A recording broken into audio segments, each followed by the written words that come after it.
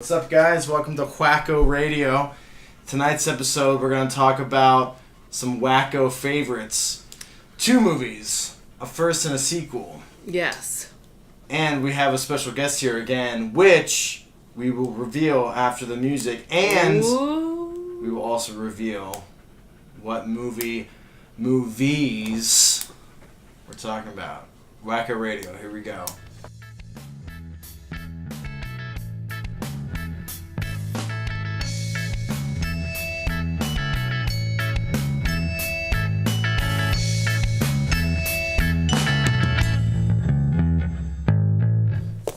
Back, everybody. Who's here? Lasagna. We got Sir. We have Sir. No. Sean. That's ridiculous. I've never been knighted. Yeah, well, Sir, Wacko Radio knighted you. So, Sir Sean, the Professor McNeilly. Yes. Thank you. He's adding up on those titles. You're all slackers. You gotta... Always happy to hang out with the Wackos. Thank you. And now that we introduced the guest tonight, we're going to talk about the movies. Cripes, what do you think? Cripes Wacko? Cripes ready to get started. Actually, this kind of involves Cripes a little bit because it's a movie involving animals. It's It true. does. It's true. And that is Ace Ventura, Pet Detective. Yes. 1994. Wow. And then we'll talk about its sequel, Ace Ventura When Nature Calls, in 1995. Really? Very You know, much true, yeah. I saw Wow. that. Is that true, though? That is true. I thought it was like a couple years later. No, The next year? It was 1995, which, you know, I feel like after the success of the first one, they had to have just jumped right on doing a sequel. I was gonna say, yeah. Yeah, it was. Because if the first one was 94, because Jim Carrey, I mean, really, he was acting for probably But 10 that's around years. the time Dumb and Dumber came out too. So Well, yeah, it was like he the did 3 hits 3 back movies, to back. I think. Yeah. It was like Ace Ventura, The Mask, and like Dumb and Dumber. Oh, that too. I forgot I think about we're that. all. I'm pretty sure we're just all successful. And the box Mask office. was also it was also introducing Cameron Diaz. I believe it was her first like big movie role. Yeah. Oh, like an actual like co-star. Maybe it was Yeah. her first movie ever. Actually, I think so, because that scene, and I don't want to get too off topic, but that first scene where they introduce her, and it's like, oh, this like lady in red or whatever, she was like wearing this dress Yeah. and shit. And I believe that was like her introductory like big role. I think so. Well, yeah, I think you're right. And she was great. She's always been great. Is that the only time she worked with Jim Diaz Carrey? is great, yeah. Is that the only time? Oh, maybe. I don't remember her. Because James definitely had his chunk of female co-stars. Leading throughout his career. women. Leading ladies, which these leading ladies are pretty good in Ace Ventura. The first one, you have Courtney Cox Yes. as Melissa. Melissa. And Sean Young. Young as Loius Einhorn / Finkle. Yeah. So he had 2 ladies, kind of. Kind of. Ooh. Oh. And then who was? Was there one in the second one? Who was like? Yeah, I guess there really wasn't a girl in the second one. I know he hooks up with like the tribal woman, Yeah, but there so wasn't maybe really... like it wasn't like a known actress or. And they didn't ever explain about like anything about the first one. Like there isn't any like tie-ins from the first and second. Are there No. like characters or it's kind of just like it's a new thing. It's a whole thing. Ah, Nah. Cripes. Not you, Cripes. So Ace Ventura, Pet Detective, the Yes. first one. It was one of those movies. In fact, the director stated in an interview that before the movie was released, he really thought like, well, this is either going to make me and Jim Carrey's career or it's going to end it. And clearly what happened? They made it. I think it's safe to say they made it. And it's one of those movies that, like, I think, like, the original Scream, there's a name for it, but it's one of those movies that each weekend it makes more money. Mm-hmm. I can't think of the term for that, but, and that movie made bank. And that's when Jim Carrey became... Jim Carrey became the highest grossing comedic actor, of all time, at that time. He was on In Living Color originally. Was that still on in 94? I think it was just like he was starting to veer off into the movies, I think. But he was, I don't know what year he stopped being on. I think it was probably like around the times those movies came out. I think he was starting to do movies. But the show ended when, like, the show just ended. Like, it wasn't like SNL. Like, cast members weren't going and coming. It just ended. No, there was some other cast members. There's episodes without Jim Carrey? Yeah. Oh, yeah? Not many, though. I mean, I don't think it lasted very long. Yeah. Which Saturday Night Live turned down Jim Carrey. Exactly. I heard that. So, that's and picked Kevin Nealon instead, which is he's great. He is great. But how could you it's a good not take thing to remember that not everyone knows everything. Yeah. So, just like they probably someone who's like, I've been doing this for 50 years and he's nothing, and it's like, well, no, you don't know. So, like, I know talent when I see it. Blah blah blah. Well, so that's the lesson from all this. But I would say what were you gonna say, Brad? No. Okay. I was gonna say, just in general, the thing that I like about it the most is that you can, like, seeing it. I got to see it as a kid and as an adult, and it's still great. It's still funny. How old were you the first time you saw it, Sean? Do you think? I mean, elementary school, definitely. Yeah. I want to say probably 3rd or 4th grade, because if the second one came out the next year, I actually remember being in homeroom in elementary school, and I want to say 4th or 5th grade, and people talking about the sequel. Yes. So it had to have been in like 3rd or 4th, because I was in 4th or 5th. Wait, 90. Hold on. I don't really 95. It's 95. I promise you. I mean, I believe it, but goddamn. I remember. But 95. That's I would have been 7, which would have been like. Yeah, I would have been 12. 2nd grade. Yeah. 2nd grade. So then you were probably like 4th grade. So in 95, I would have been 9. Right, because I was born in 86. So 95, it would have been 96 that I was 10. Because we know math. This is what we're just gonna have the podcast be about, us trying to do math. Let's see here. So 1995 through yeah. So I was 9 when the first one came out. So I was Well, no, the first one came out in 94. You were 9. So 94? I was 8. 94. That was 6. 9, oh, all these numbers. Let's get to the fun part. The square root of that. No. I don't even know what the fuck the square root. But it's 3.14 something some fucking numbers. That's why he's the professor. Oh, I know the 3 that everyone knows. Clearly, I'm clearly a genius. You know who was almost, like, according to IMDb.com trivia section, there's some according to this, Rick Moranis turned down the role of Ace Ventura. You know who that is, right? Yeah. I couldn't see him being Ace Ventura, man. I don't know. He would have probably done it different. You know, it would probably been like the nerdy guy who no one listens to or something. Like, I don't know if I would have liked it as much. Because they said that the script, like, original script, he was supposed to be this, like, bumbling idiot, as they put it, opposed to, like, Ace Ventura, who was just, like, he's smart, but he's just weird. Just, way out there. Yeah. Like, he knew his stuff, but he was just very eccentric about it. Right, yeah. He wasn't a dummy. Do you think if it wasn't Jim Carrey, the movie wouldn't have worked? I mean, I'm not really sure who else was like a big, like comedy actor in movies at the time, but I think, well, as far as Rick Moranis goes, I like Rick Moranis. I love the Honey, I Shrunk the Kid movies and all that stuff. That's a good one. Like, they're great movies. It's nothing against him. I just don't think it would have been the same if it hadn't been Jim Carrey, because Jim Carrey is kind of crazy. I feel like it's, everyone can agree with that. Yeah. And I 100% cannot confirm this at all, but I heard that around the time that he was filming those movies, he actually had, like, a therapist traveling with him. Already. For, like, just because he was just, like, a crazy guy. Now, again, I cannot confirm that. They may not be true at all, but I wouldn't be surprised if it was. Like, because he just seems like like I said, like an eccentric enough guy to just be kind of off the wall, and it's just he probably is.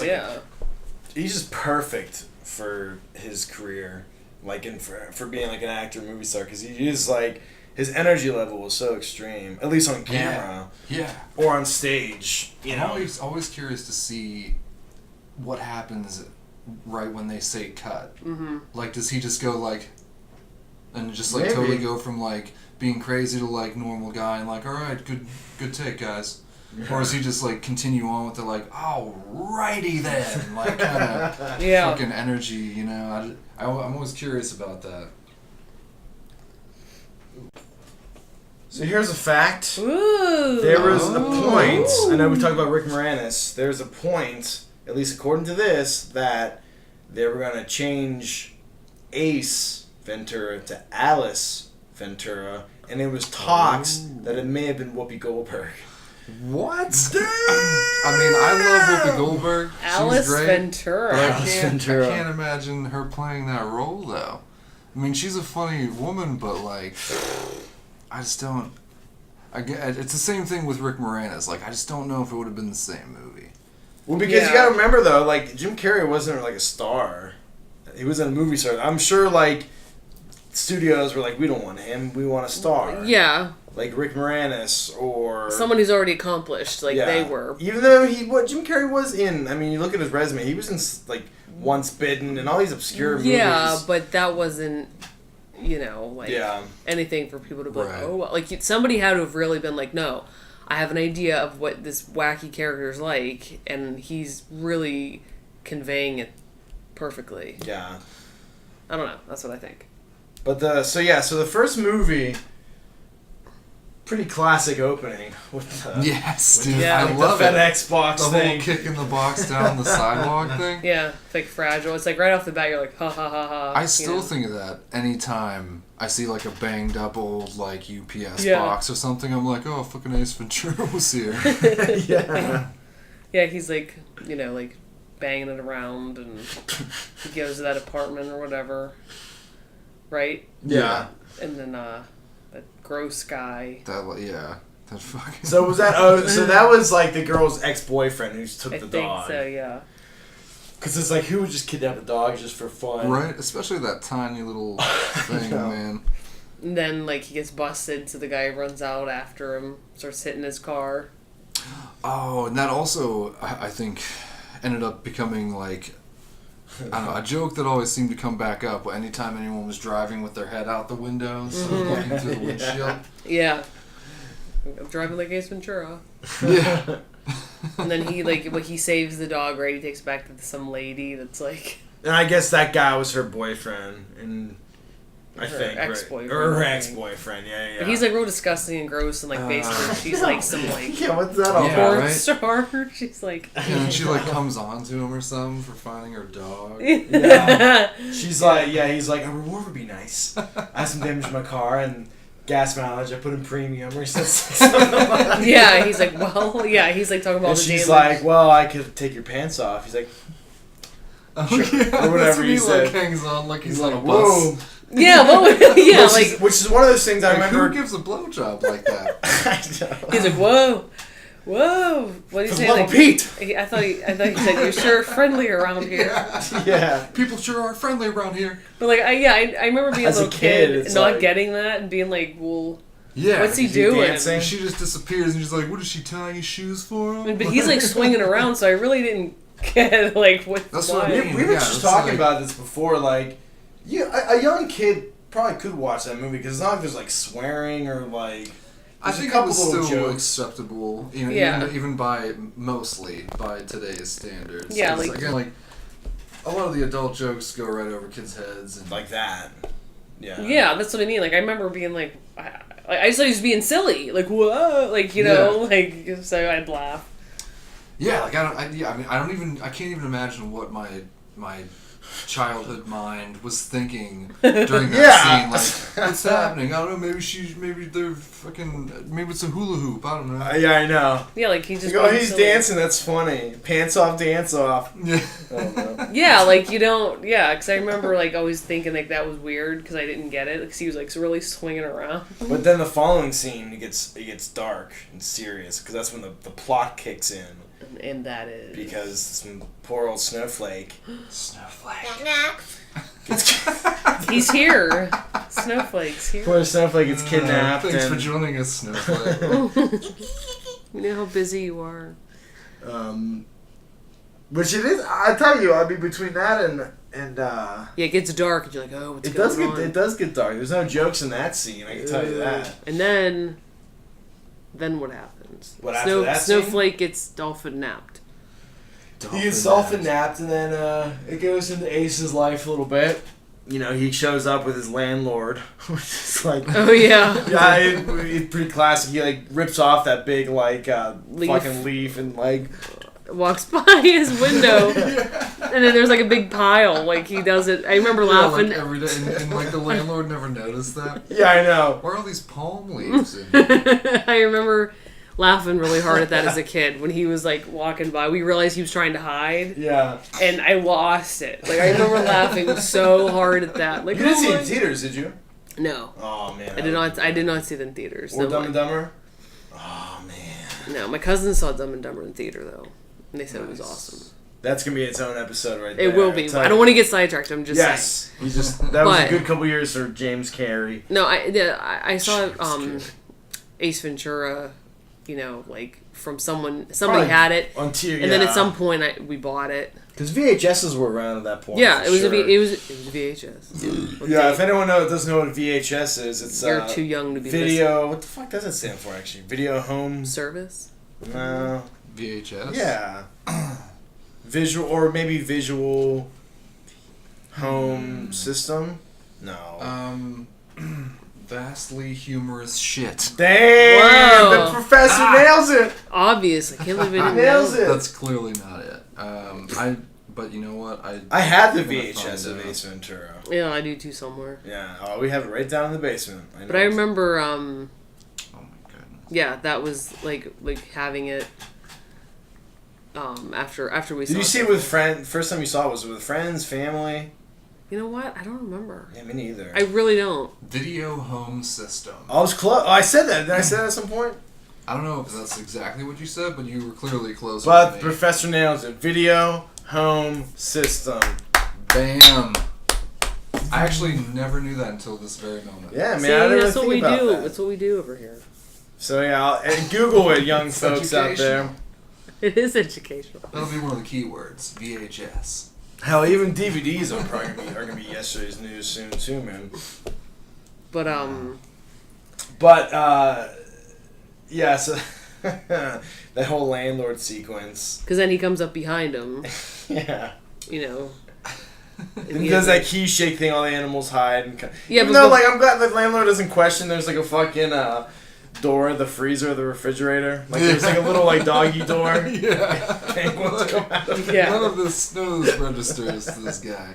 Because I guess he like technically can't snoop around really, so it's like he just can look. But go ahead, snoop around. But he comes up behind him and he's like Ventura. That's the best. I mean, He was I can only yesing. imagine how they shot that scene because after the landlord leaves and all They the all animals come come on. out, it's like clearly they did one at a time and it wasn't actually just all of them coming out simultaneously. Yeah, but that scene of like that wide shot But of at one him. point they do show all of them run into the room. And it's like, it doesn't look like CGI. I feel like that would have been way too good for the time. I don't think. Yeah, no, I think that was the real deal. Now they were probably chained down. Like some were probably like. I mean, maybe attached or something, which they said actually. Not to go fast forward in the movie, but during the sex scene with Courtney Cox and Jim Carrey, mostly all the animals were tied down, except for I gotta find it, but it was like a penguin and something else, and they kept going at like. Because what's a penguin gonna do? Yeah, Just waddle over at you like, get out of my face, penguin. But but it is impressive. I don't know how they did it, man. Like with all those, like he has all those birds and there's dogs, and I'm sure that was a tough day on set right there, man. Like. How's an animal supposed to know what the fuck? Mean, but again, could you just imagine if there were?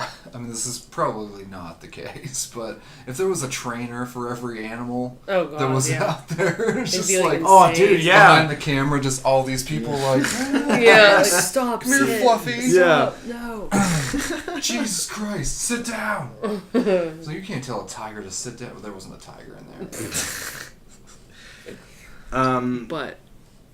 You know, I tell you, you're gonna tell it like a parakeet, like down, boy. I know. No, it was probably definitely a busy day on set. That's for sure. Oh yeah. The only animals that weren't chained down during the sex scene was a squirrel would get loose and jump on the penguin. The penguin would bite the cockatoo, and soon all hell would break loose. And I found myself under the blanket with a macaw. It's a type of bird, yeah. Macaw. Professor. So he's here. You didn't have to think about it. He knew it. He didn't even bat a fucking eyelash. I didn't even say the word. Brad's trying to read.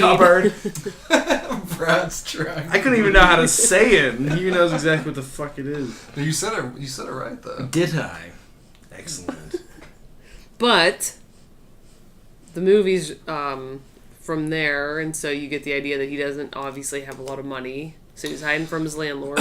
Right. He can't pay the rent. He's got all these animals, which I remember as a kid even wondering, like, if he can't pay the rent, like, how does he afford to feed 1,000 animals? How does he have money? Don't you need money for that? That shit probably gets expensive. You see him feeding all of them and shit, right? Or there's food around at least. He comes with a big bag of, like, all those animals. Yeah. Pet food. It's like the only thing he bought. Like, he probably didn't even buy food for himself. No, I don't think he did. I think he was just I'll like... just eat some fucking... What do they call those dog treats, man? Dog treats? Shit. Wishbones. Wishbones. Fucking wishbones.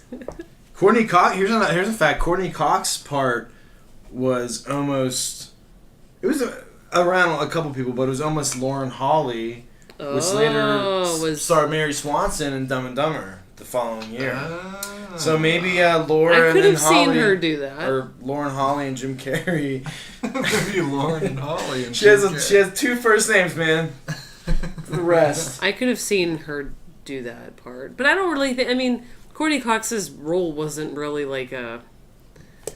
Like, I mean, it was like a supporting normal like character. Cox, but it like was a straight character. It was a supporting character. It was not like... She wasn't like outrageous in any way. But she was hot. Friends. But she was one of just like a... Yeah. She was just, like one of those like, oh, she's so hot right now. And she was, and she's pretty. 1994, maybe they filmed 93. When did Friends start? Like 90? She was popular at the time. Like, she was it made sense. She was a name. Yeah. Yeah, that's what I mean, yeah. Because that actually also said her role was almost, or rumored or considered that Carrie Ann Moss, who is, I believe, Trinity from The Matrix. Oh, yeah. Or Tia Leone, I think, who is Cassandra from Wayne's World. Cassandra.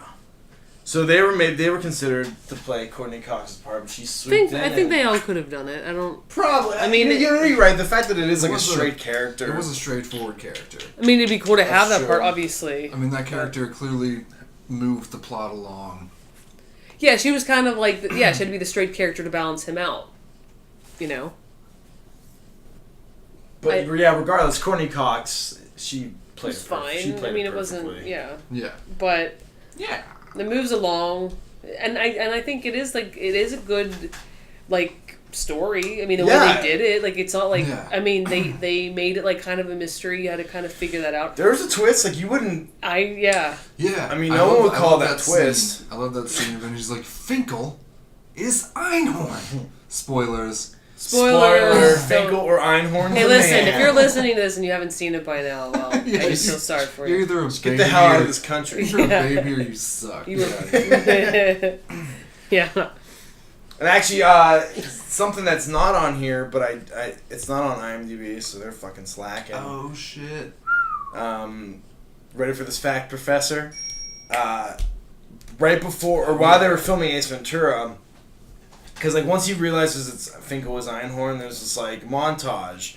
And there's a song playing called The Crying Game, which I think maybe Boy George, I don't know who it is, but maybe. But a movie just got, while they were filming, a movie came out called The Crying Game. Mm-hmm. And there's, like, a twist that the girl's a guy the whole time. Mm-hmm. And so during filming, they're like, fuck, a movie just came out and did this. Did they really take that? Or, I mean, you know... Well, they, like, they didn't know, and then the movie came out, they're like, they just did this, like, reveal thing. And so, the movie, I'm sure the filmmaker of the studio is like, shit, man, this is our big twist, and someone just did it on a movie, but the movie's called The Crying Game, so they almost used it as, and, like, kind of parodied it.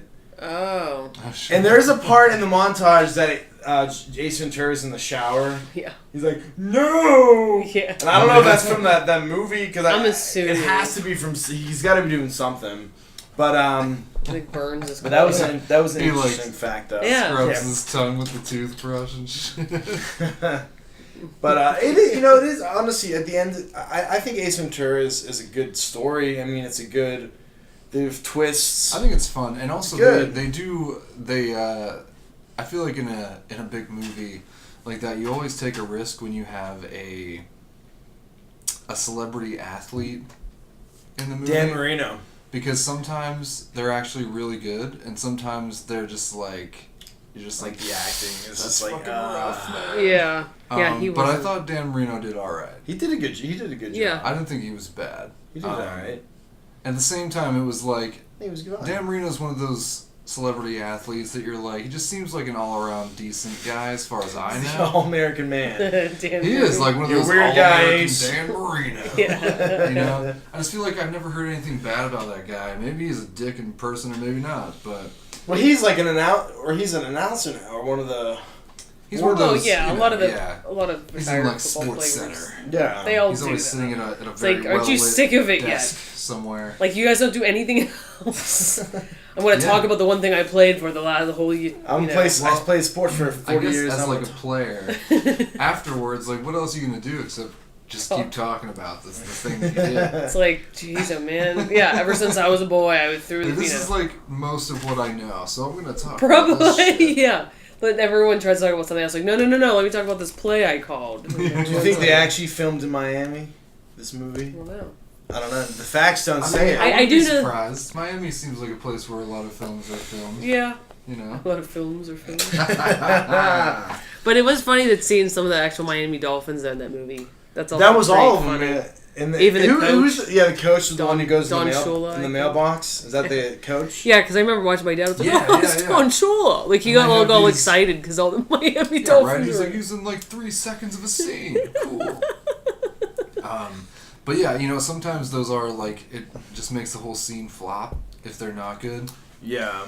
But yeah, I thought Dan Marino was good, especially like in that last scene. I feel like, which is where he's in it the most, right? I mean, when he's like tied up and stuff. Yeah. Mm-hmm. Yeah, I guess you don't see him until right when he gets kidnapped. Is that the first time? Yeah, because the linebackers pick him up and keep going. Yeah, and that was like real quick. You don't. Yeah, he comes in. Right at the last like 10 minutes of the movie. Was he not in any of the rest of it? I don't know. I guess not. When they show Snowflake get kidnapped, like it's clearly at Dolphin Stadium or whatever they call it. I don't know. Yeah, but they don't show him. Yeah. I don't know what the fuck is that stadium called. I don't know. Well, it's probably had like 16 different names since then. I don't know. Yeah, I know, right? It's probably like Viagra Pavilion. Yeah. Viagra Pavilion. But no, it's just, I think that's what makes, I mean, I personally think it's a good story, good twists, good turns. It is. And then Jim Carrey just took it to another level. Story. Yeah, I think so, man. I mean, if you take away the comedy, I mean, it was clearly like that be a fucking Bond. The whole sequence where he's like at the mental hospital. I have to talk about this because I always love the scene where he tries to fit in that box. Yeah. Yeah. And it's just like clearly not working. Yeah. It breaks apart. It's so great. One of my favorite. So would you say that's like your favorite part in the movie? Oh shit. What's your favorite part? Because I could say Favorite parts? That's a good question. Because, I mean, it's... Obviously, if you love the movie, you like the whole... a lot of parts. Right. But one of my favorites is that whenever he... Because obviously he's funny in it, but I like the scene whenever he figures out what happened with the... You know, when they say, like, oh, the head guy... Or was it the manager? Roger Podacter is his name in the movie. Mm-hmm. And they think he, like, jumped over the balcony and committed suicide, but he didn't. And so he figures that out, and I like how they're showing like how he's actually smart. You know, he figured it out, even though he's being like goofy. Doing the soundproof door. Yeah. Oh yeah, that part. Yeah. Like I like that part because he pretty much blows them all out of the water. I agree with you. And they're all like, that actually makes a lot of sense. Like, oh my god, you know, because he shows up and they're like, oh, making fun of him. Yeah, they're giving him all this shit, and he's such a weird guy, and then all of a sudden he just schools everybody. Yeah, that's why I like. He's like, oh, really? Yeah. Well, if it was suicide, why is there blood on the railing? And they're he's like, yeah. I wonder how many takes he had to do with that, because he was like, I bet he did that all and like at once. He's always had a thing, at least in both of these movies, he has a thing about like using like stretching out one breath as much as he can. Yeah, he does like that. Yeah. Pretty Finkle, what's that he doing? You know, like it's going down. Yeah, he's about to lay some knowledge on you. He does that so good, man. I mean, I can't even get through 5 words trying to talk at that speed on one breath. No, it's, but I just think he did such a good job with that scene, because he also because there's also a like a serious part to that acting in that scene, because he's like, when it's like he's like catching on to himself, like, oh, there's no way, blah blah blah blah. Yeah. You know what I mean? And it looks like he's like really intense, but he's like excited because he knows he's right. And I think he did a good job at that. Like you forget like he's so goofy for a minute, and he's like real into like solving it, and they're all like kind of looking around. Jeopardy. You're just so excited. When you finish the sentence. And like they constantly like. When he comes in, like, who let Dr. Doolittle in? And they're all like, like, there's always like a muffled laughter because they have to like just make fun of him like constantly. Oh, man.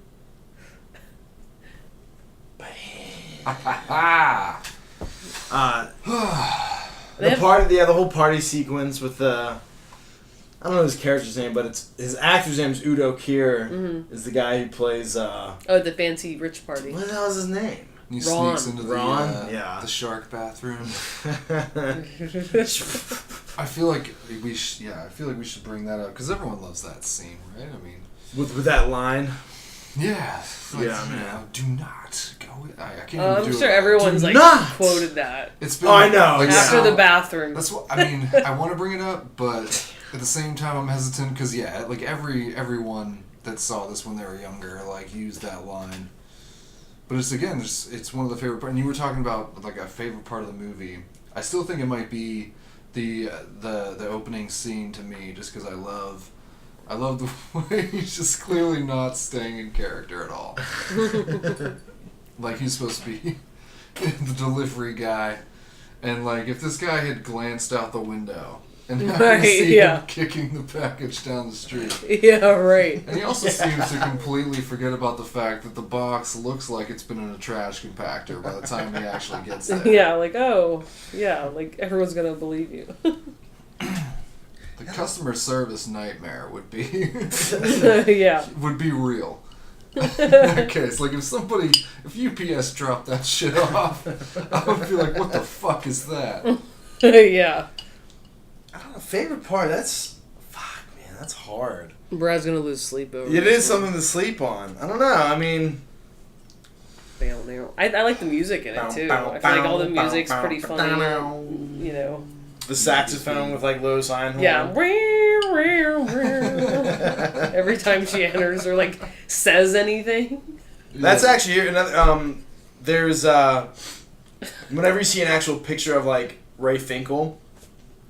Yeah. The hair, the mustache, it's her, like, just, like, in makeup. Is it really? Yeah, man. And like, we were just watching, I'm like, like, she's really hidden. I didn't look at that and see her at all. I'm so confused about that. So he's at the mental facility, and he finds he's in the Finkle box and let's say Finkle's file. Yeah. Which Liz made a comment. I was like, that's like pretty conveniently like out in the open. He like looks at one box and it's like, oh, Finkle here. Right? Yeah. It's like one storage room that happens to have everything. You couldn't like look in at few storage rooms. Like how many people are in this building? I know. There has to be more than that. Quite convenient. Finkle. But he finds an article about like Loius Einhorn, a missing hitchhiker. Well, I'm kind of confused. Missing biker, I think. Missing biker. I was like, I'm kind of confused. Yeah, like so Ray Finkle saw that, or maybe Ray Finkle murdered her, and because I mean the laces were out. You know? That's pretty much all you need. But I'm trying to think though, man. Is that like I think maybe he just took. I know. I guess his argument was the laces were in, right? Yeah, because the laces, you want to be the laces. The laces should be out. And yes. His argument was the laces were fucking in. So he didn't say fucking because what was this, PG-13? PG-13. There's not any fucks in it. There's not much swearing in it at all. That's why it is a kid-safe movie in my book. Yeah. Okay. No, but I don't want to get off that thing. I mean, how does that make? I'm just. Well, trying to I don't think. know. Like, I don't know if maybe he just took that name. Like, it was like, oh, here's a name. Like, how does he become? Well, no, yeah, because I mean, I feel like I've seen other, seen and read other things where it's like, yeah, this person died. You find someone who's died, and you just take their name, because that way you don't have to worry about someone being like, I know that person.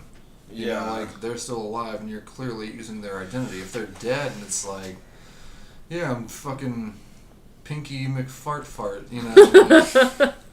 Like, if they're dead that sounds already, like a believable name. It might be. I mean, you know. But if they're already dead, everyone's gonna be like, well, he's not in the system. I guess he's Pinky Fart.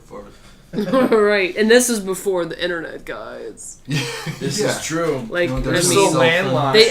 I think they just introduced cell phones, but that was only for like doctors and like people like. And he had a pager in the movie too. Yes, he had a pager, so it was pretty much pagers. Explain to the young audience what a pager is. Who wants to take pager was this pretty one? stupid, actually. Oh, my dad had a pager for work, man. Yeah. But that was for work, though. I'm saying I remember like being 12. Like teeny bobbers, like I'm getting paid. No, I never knew anyone that just had a pager. Just I didn't because. have one. Like if seriously, like you needed to have someone let you know. I mean, what's going on? Like, yes, a Google pager. Because I imagine why would any young youth kid? It's like a mini computer. Yeah. Basically, that you would clip onto your. It was hip. almost like text before text. Yeah, it was like the ancient text. You could get. I remember I would have to like call this number, and then they'd be like, "Give us the fucking other number that we need," and I'd punch in the other number so they'd know it was my dad's pager, and then you could either type in a message, or just I don't know, have it fucking beep. I don't remember what the options were. Yeah, I think it would beep. But then and then he would call back, and now I just look back and I'm like, this is fucking stupid.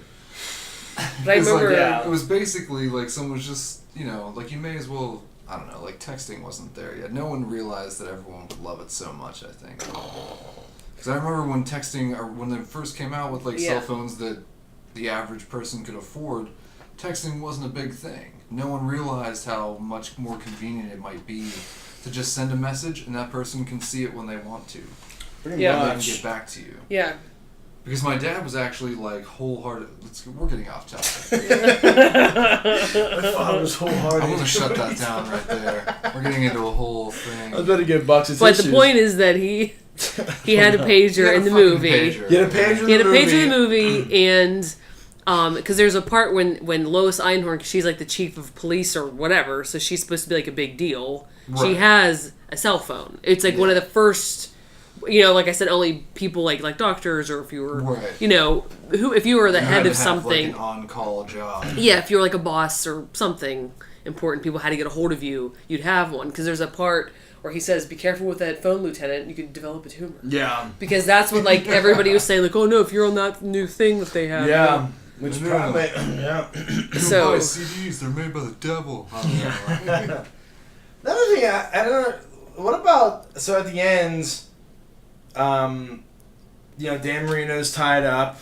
I love his reaction when there's like the two henchmen.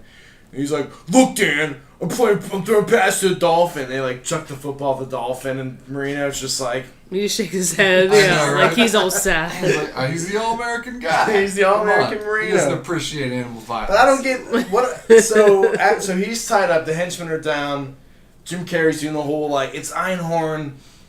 All the cops have the guns on them. Why didn't Marino say it is her who kidnapped me? It's not him. Right? He's just standing there. You're right there the whole time. You clearly saw that she's tucking it the whole time. Yeah. Whatever she was doing. Your gun, or what does he say? He's like, your gun is digging in my hip. She's like, But I mean, really though, like, babe, you grab me a beer.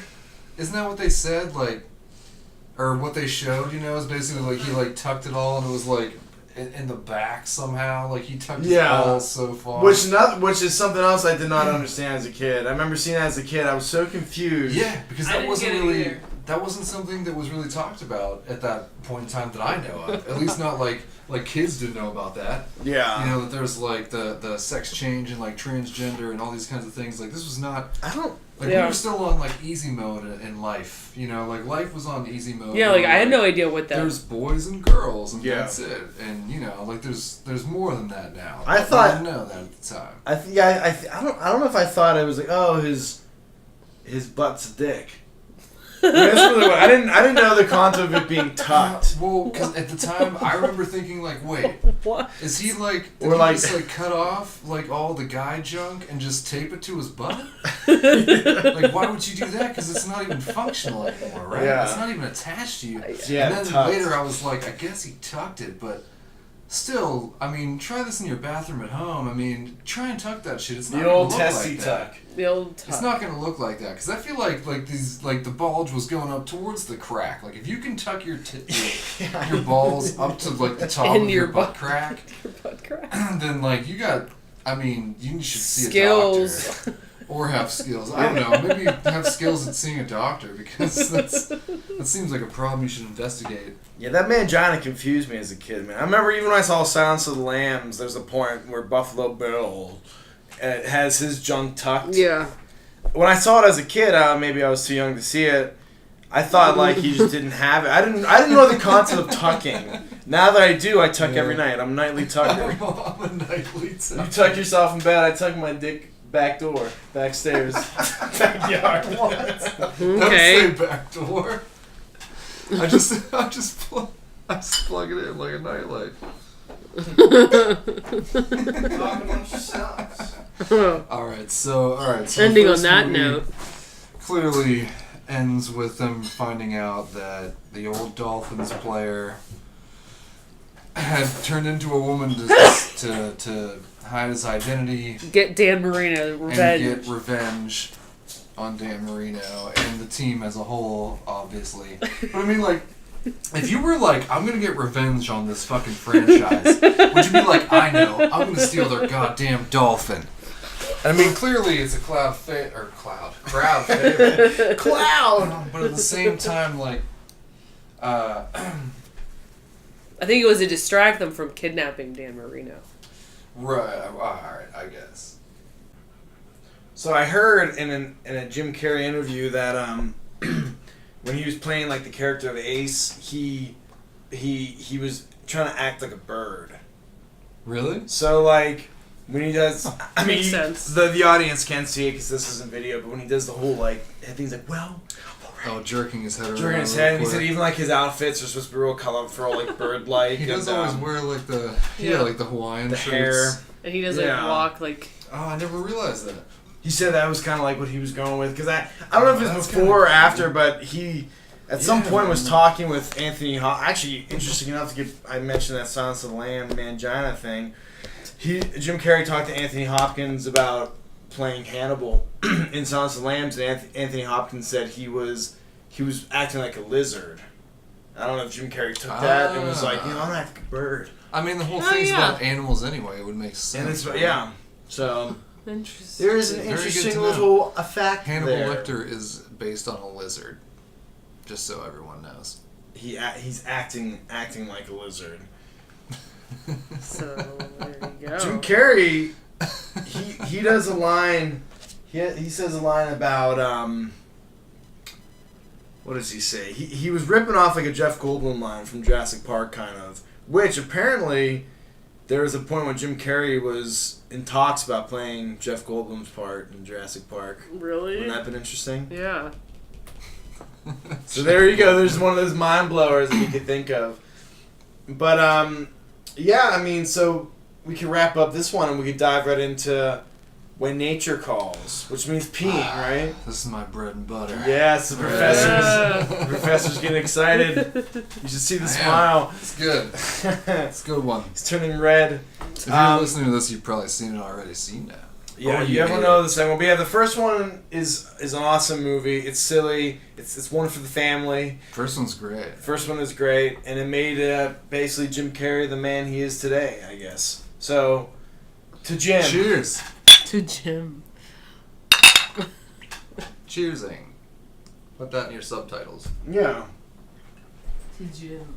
So to segue to the second one, here's a little bit of here's some money facts. In the first Ace Ventura, Jim Carrey made $250,000, and by the time the second one, which was a year or two later, his rate was $7 million to do the second one.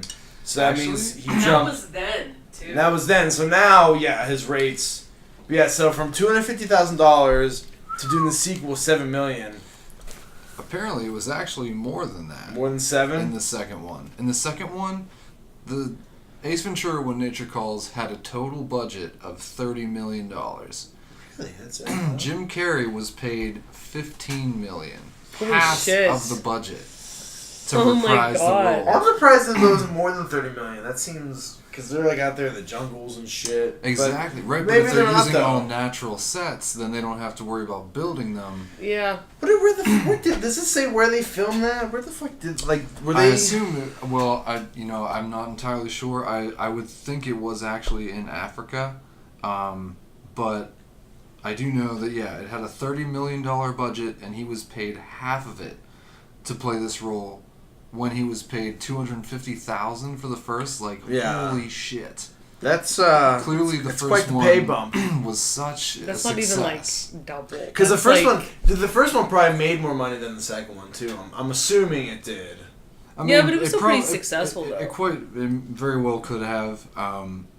Again, I'm partial to the second one just because I just saw it more as a kid, and I saw the first one as a kid also. But again, I think for me, the difference was that I liked the jungle setting of the second movie better than just Miami, the urban setting or whatever. Yeah.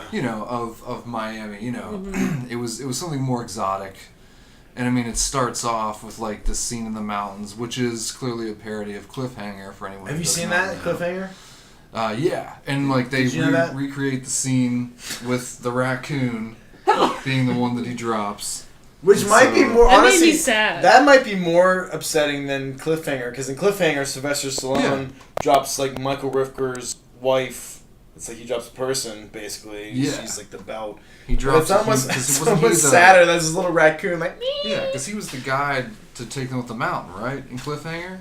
He was one of them. Yeah, Or something like that. And then so it's. I mean, it's a good movie. It is a scene of mixed emotions. I'll agree because it's it's hilarious that they're making this parody of it, but at the same time, you just as the raccoon falls away, it flails at him catch me, and you're oh god, Animal Loves Across the World just weeped. I know. Is They that- show his little hand. It slips off in slow motion, and luckily it fades to black quickly. But is that before that happens? Is that when he when he's climbing up the mountain? Is that when he feeds the birds? Is it right at the beginning? Oh, he might have. Hungry He just fellas? regurgitates some shit. I forgot about that. They The show little up in the robotic helicopter. birds. The people show up in the helicopter and they're talking to him about how he has to come down. And he's like, I'm gonna keep going, or whatever the fuck he says. And they're like it's getting dangerous. I wouldn't do that if I were you. And he was yeah. Well, if you were me, then I'd be you, and I'd use your body to get to the top. You can't stop me, no matter who you are.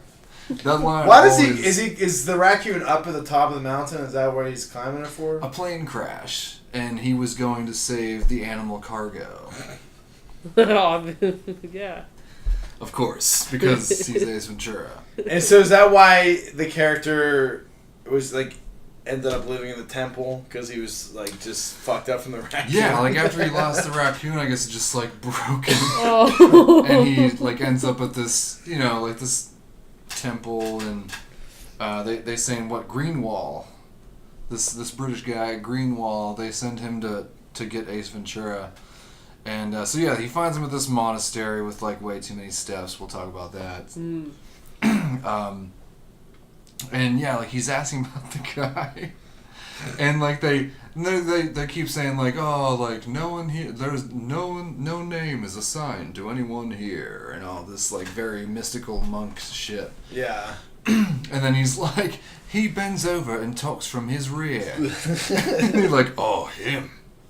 And like, they immediately know. Because when he leaves the temple, don't they all start celebrating and stuff? Oh yeah, he finds what? he goes and finds him and talks him into it, and yeah, like as he's walking out, like they're like, all running around in like adult diapers and shit. Like this is like their underclothing. They're going crazy, like having a party. Yeah, it's like Cirque du Soleil in there. And he comes out, and then that's when there's this humongous set of stairs, and of course Ace Ventura has a slinky. Because why wouldn't you, right? Yeah. I wonder if that was like in the script or if that was something he came up with. Like, oh, if you're doing this temple, we should do the slinky thing. Because it is, yeah, that is funny. pretty good. I remember seeing that thing and it was really funny. But I don't... Yeah. For anyone who's young, look up Slinky on Google. I know. Because it shows like What's it gets to the very Slinky? last step and it stops and he like runs down and he's like, oh! Because it went down all the steps except the last one. The point was the Slinky's supposed to make it to the bottom. His Slinky stopped on the last step. Yeah, and he's like, oh! Slinkies are awesome, man. And then he's like, I really think we should get to the airport. And he's like, fine. Let's do all the things that you want to do. And you're like, all right, fucker. Yeah. According to this, I guess Jim Carrey wasn't really super stoked about doing the movie. It's probably why he got so much money. He probably kept saying no and then kept going. He was not excited about it. Apparently he had a big problem with Ace's being terrified of bats. Which, like, you know, the whole thing, he's trying to find a bat the whole time.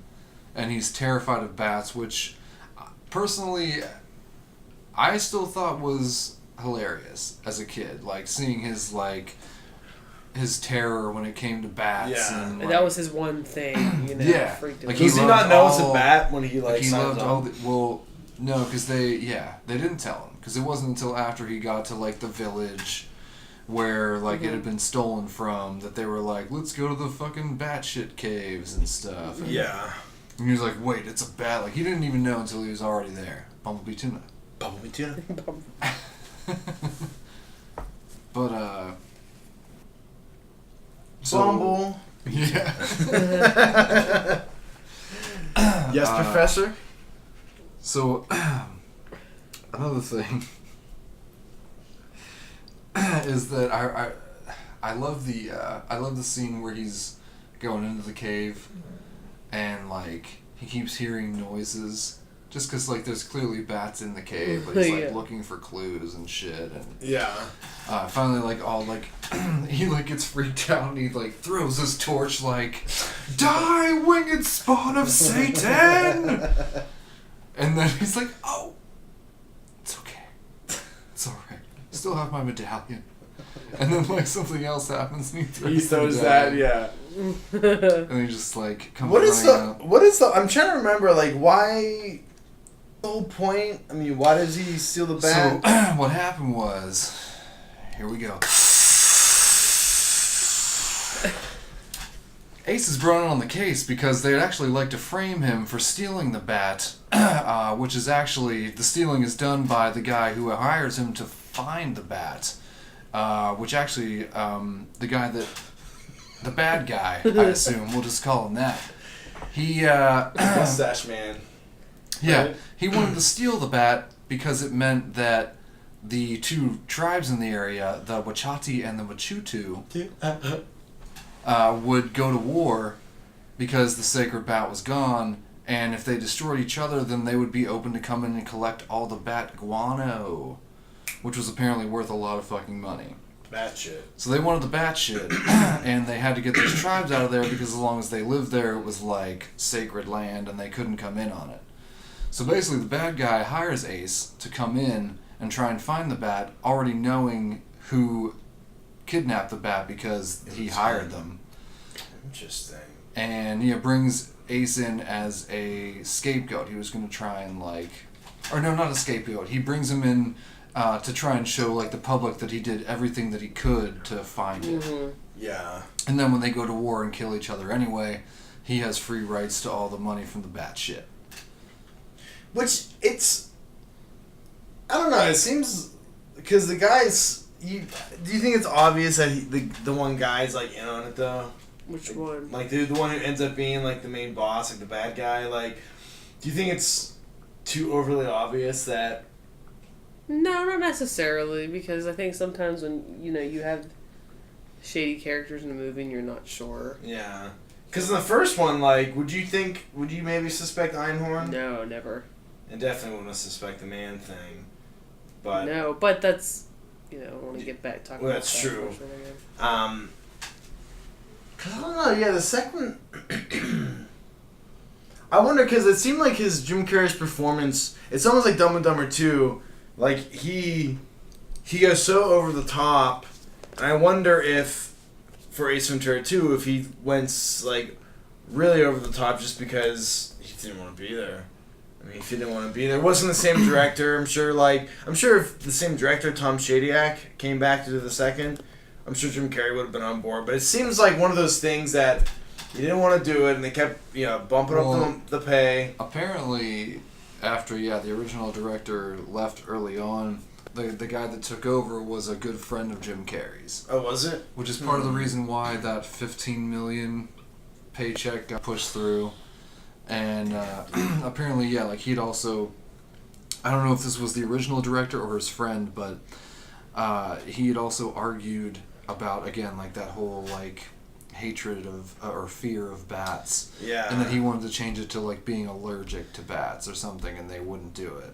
I wonder why. That's absurd. I can't imagine anyone, especially if you're making half the budget of the movie, you would think if the star... Jim Carrey would say that, they would say, okay, yeah, whatever you want. You know what I mean? I wonder why. I don't think that was like such a plot change or anything. Yeah. Yeah. But no, I like the Sean that you said that you like the movie because you're pro sequel, or you're more into the second one than the first one. You would think, right? Yeah, I mean, like I said, I had seen that one more. I liked the setting of it more, so I did like the second one better, which is not taking anything away from the first one, which I still thought was great. And maybe a lot of people think the first one's better. That's cool, man. Yeah. I just hate you a little bit. No, I'm kidding. The second one's the way to go. You're just wrong. Is there Rhino in the first one? I don't think so. But which that scene's hilarious. There are some really... The second one does have some really, really good, bits. There's some good bits, yeah. With the whole, him coming out of the rhino ass. Oh, yeah. That was just it was just so, again, off the wall, which I guess is what really he was doing the whole movie. And to me, I thought it was cool. I thought it was funny just because, I don't know, I guess I'm a weird guy. But, I just thought that, all the ridiculous shit, it's the kind of thing that you sometimes wish you could do. Or wish that you would do. What come out of Rhino's But, ass? when it comes to real life situation, you're like, oh, I wouldn't do that. People would think I'm insane. But when I think, maybe you just did it, and you just didn't care what anyone thought, then it would just be hilarious. But, or even the guy up in the totem pole thing. The spitball. And he's spitball, and he's earthquake test. With my help, he could be the best. A fun fact about When Nature Calls is that up until Dumb and Dumber 2 in 2014, this was the only sequel to a Jim Carrey movie that actually featured Jim Carrey. It's true. Because... So, Bruce Almighty was followed up by Evan Almighty.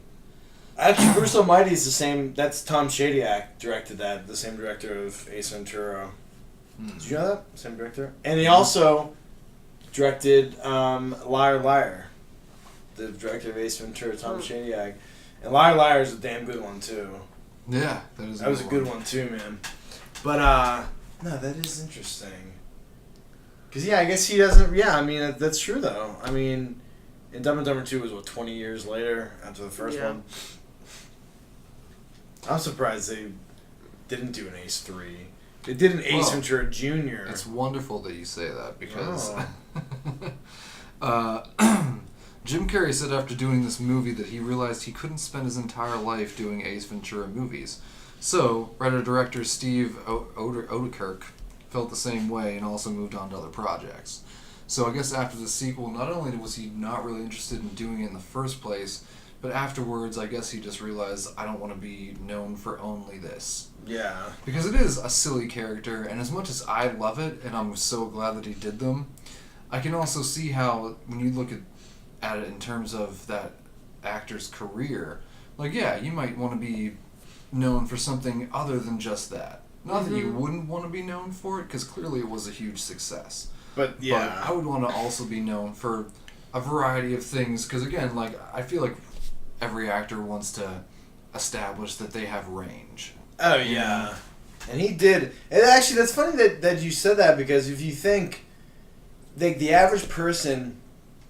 If you say Jim Carrey, what do you think of? You actually think of one thing. You think of a whole bunch of movies, because you can't, like, it's not like, oh yeah, it's not like, oh, Sylvester Stallone, Rocky, or whatever. You know what I mean? It's not like...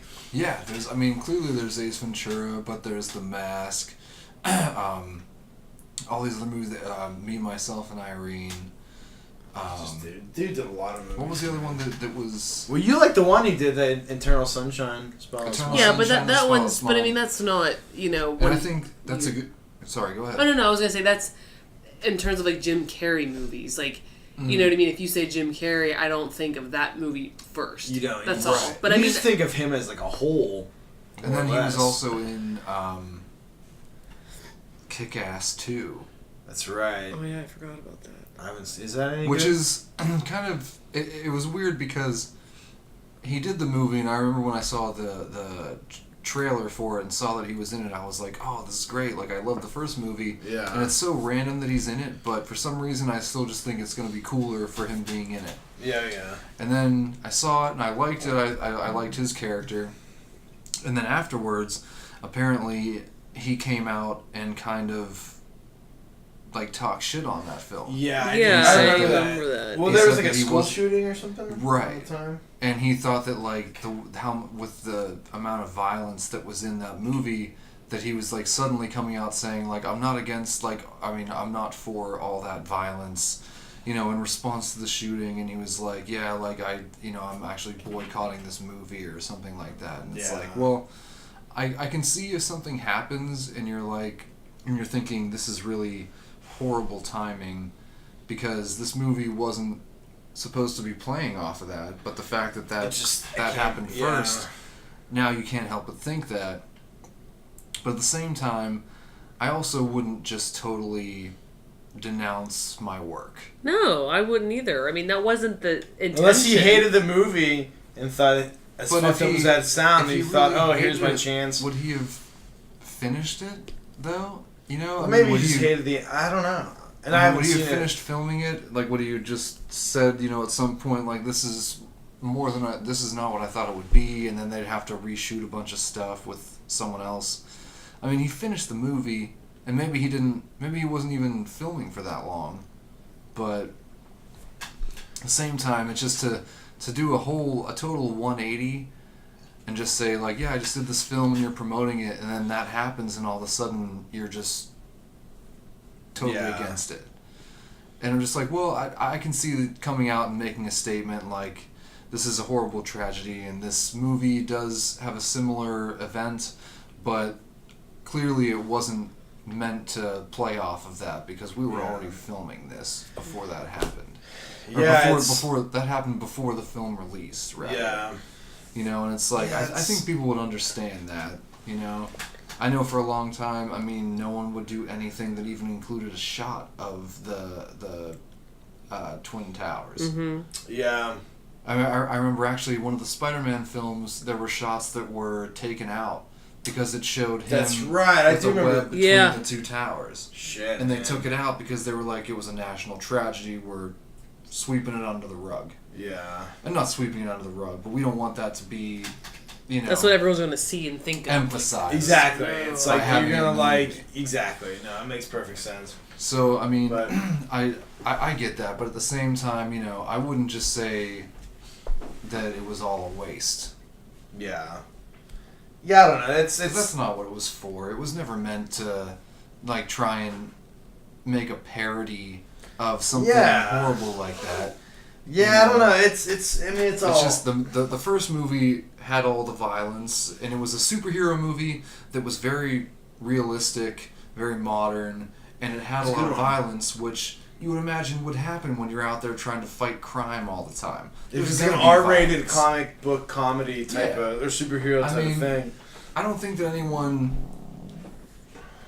unless you're too young to understand like the ratings for movies, I don't think anyone misunderstood what they were gonna see in there. Yeah. You know, like because it had to have been rated R, or at the very least like a PG-13 or NC-17. I don't know for sure, but Yeah. still, I mean, clearly there was a lot of violence. There was some gore in there. Not a lot, but, you know, like, just people getting shot up a lot and stuff like that. And But actually, you know, it's fun. It's speaking of rating, because it's because the Ace Venturas, they're both PG-13, but they're great. Like, I feel like nowadays with comedies, you almost have to be rated R, just because everything's so like not filthy, but like or potty mouth, but just comedies almost like rely on like dirty humor. a lot of times, yeah. I mean, you look at look at any Jim Carrey movie from the 90s. They're all PG-13. And When Nature Calls, there's that whole scene where he catches him masturbating. Yeah. Which Oh, was yeah, that's also right. I can't which was do it, also man. a scene that went over my head as a kid. Because, like, I thought that might be what it was, but I don't think at the time when I saw it that I knew enough about what masturbation actually was. For all you kids that don't know. know, no. Yeah. So it's just like, you know, when he's like, oh, mama, mama. And I was like, well, I think I know what's going on. He's pooping. But at the same time, they would never say specifically what was happening. So I was Right. like, oh, that can't be it. This is a movie for kids. Right, You yeah. know? And because, of course, I didn't realize at the time that a lot of movies for kids include a lot of adult jokes, and they're all the lines that you didn't understand. Exactly. Yeah. Especially when they say a specific person's name. Yeah. And it's always just like, as a kid, you're like, I don't get, who the fuck is that? And then your parents are like, oh, this is hilarious. Either the parents say this is hilarious, or they're thinking like, I hope they're not gonna pick up on they don't this. get this. And- or please don't ask. Please don't ask. But I overall though I do I still think that I don't like to look at the second movie as being competition for the first, because they are kind of different. I mean, he's clearly a detective in both, but in terms of, you know, one is in this urban setting, one is in more like, it's like out in the jungle, and the second one is a lot more ridiculous, I'll agree, than the first one. But I kind of almost see them as two different movies, because even though they're in the same franchise, there's a different feel to each one. Yeah. And I feel like that's, you know, that's respectful. Jesus, words. Respectful of both movies. That, like, they're both really good, but they are pretty different in a lot of ways. Yeah, I get, but they are both good, and yeah, that was his only sequel besides Dumb and Dumber 2, which I didn't mind Dumb and Dumber 2 either. But I kind of feel like the same way with Ace and Ace 2 and Dumb 2 is I like them both, but I would have to say the first one maybe is just, I don't know, well, especially with Dumb and Dumber for sure. Yeah. Cause yeah, even Dumb and Dumber 2, I felt like Jim Carrey just went a little bit too far, and it almost takes away.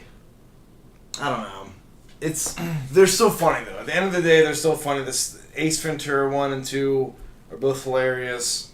There's some great parts in the second one. I mean, you have the Rhino and. Or like when he's driving the truck real fast. He flips, does flips in the air, he lands perfectly in the parking spot, but then slams the door open, slamming the other car. He's like a glove. And they kept doing the homage, he kept repeating or homaging the first lines. He had every single.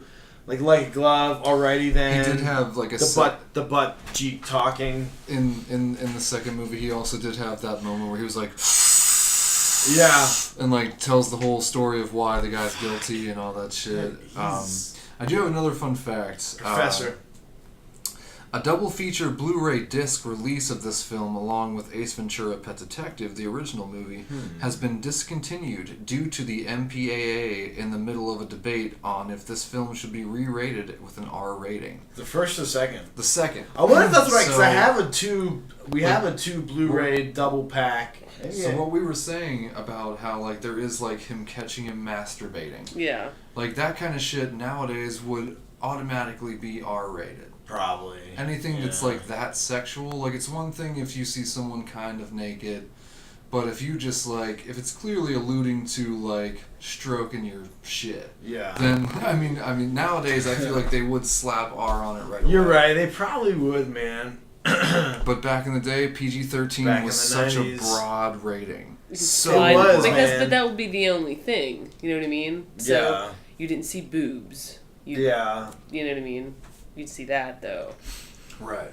So, and like you said, they wouldn't say what he was doing. You would just kind of have to, Yeah, and well, actually, I guess you could say they kind of had that bit in both. When he's getting the blowjob where he's hanging on and dancing, versus when he's got the straw or whatever, laid over his crotch so you can't see what he's doing.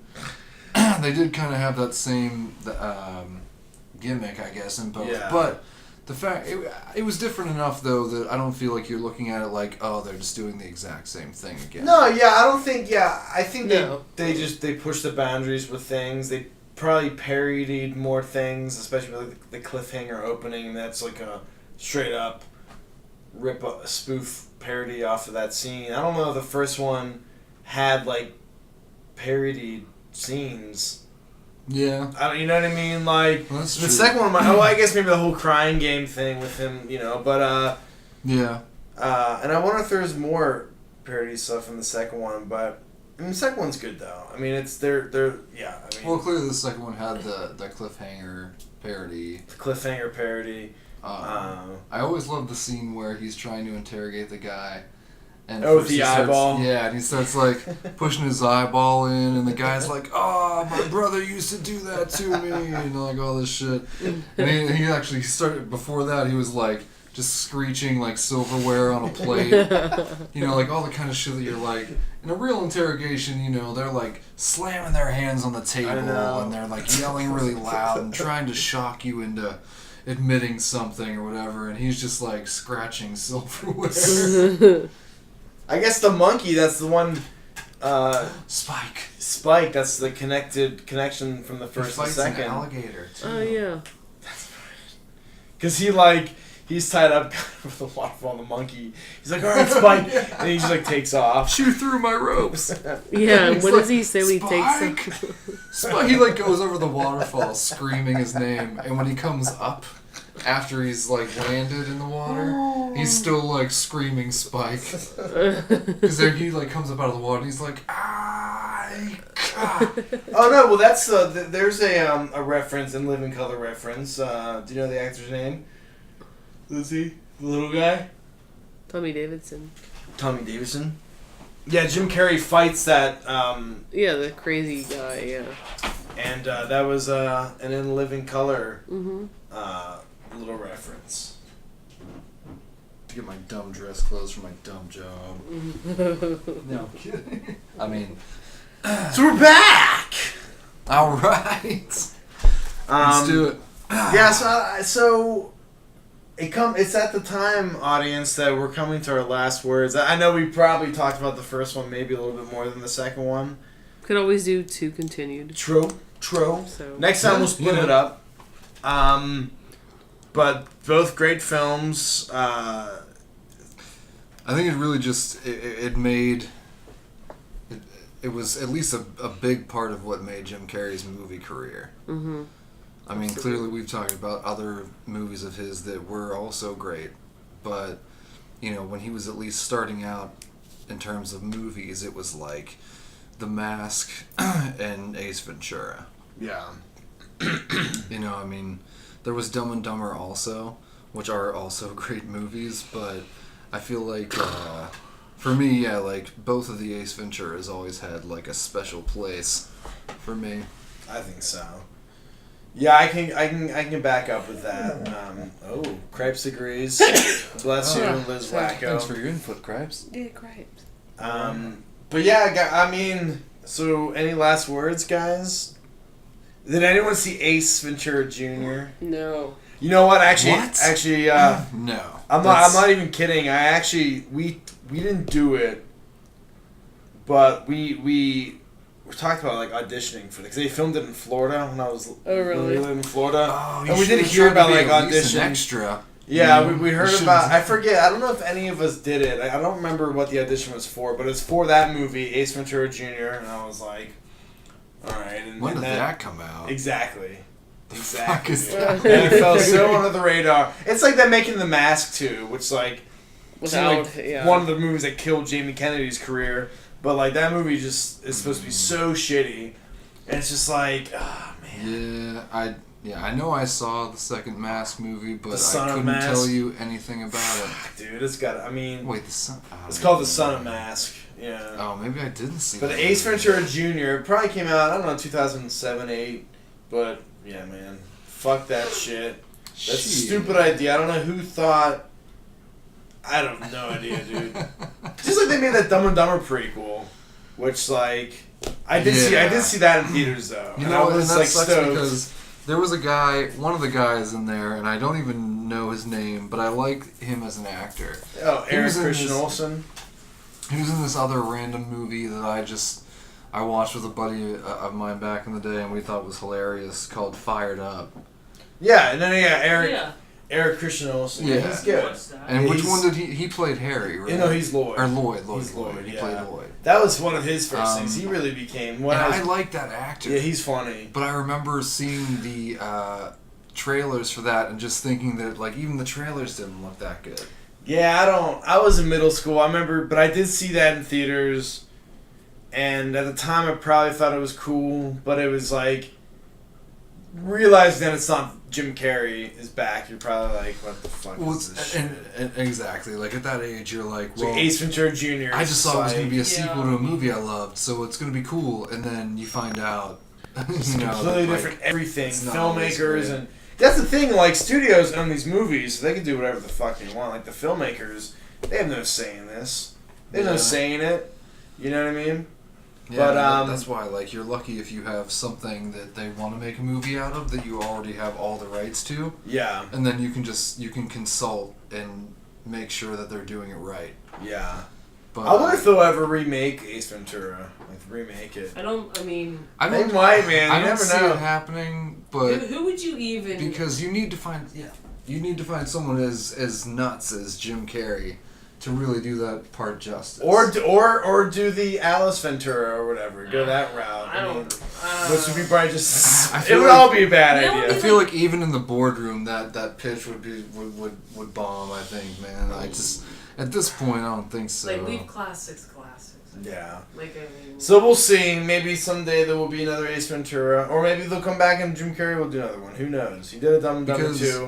Who knows? You never know. Well, when they did like the young Dumb and Dumber, yeah, like it didn't get a great response. But as soon as they got the original characters back for a sequel, everyone was pumped to see Oh it. yeah. So like if you're gonna do something like that, you got to get the original characters back.